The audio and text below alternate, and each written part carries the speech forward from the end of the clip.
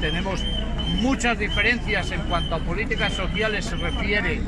de unas comunidades con otras, y queremos que las comunidades de una vez por todas hagan políticas hacia arriba, hacia los ciudadanos, en relación con las comunidades autónomas que en mejor situación están.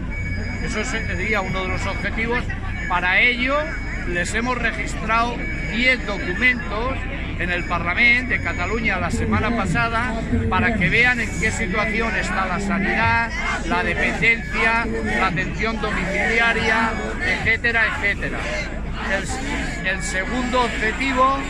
es que la marea pensionista, en la coordinadora estatal, pretendemos que los parlamentos de las comunidades autónomas aprueben una proposición no de ley para llevarla al Congreso de los Diputados, de tal manera que modifiquen la Constitución española por el procedimiento sencillo, no el que se necesitan mayorías amplias para poder modificar la Constitución, sino el procedimiento sencillo,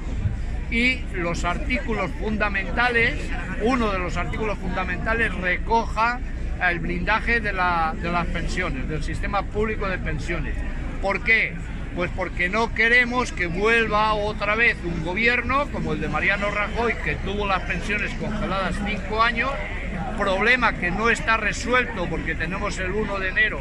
ahí a la vuelta de la esquina, y si no se comprometen nos subirán otra vez el año que viene el 0,25%, y por lo tanto no queremos que los partidos políticos, en función de si gobiernan o no gobiernan, jueguen con los pensionistas para conseguir votos o no conseguir votos.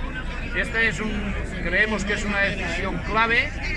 va muy bien encaminada porque ya tenemos parlamentos de comunidades autónomas que se han pronunciado a favor de que aprobarán esas resoluciones, y si somos capaces de presentar al Congreso de los Diputados las resoluciones de 6, 8 o 10 parlamentos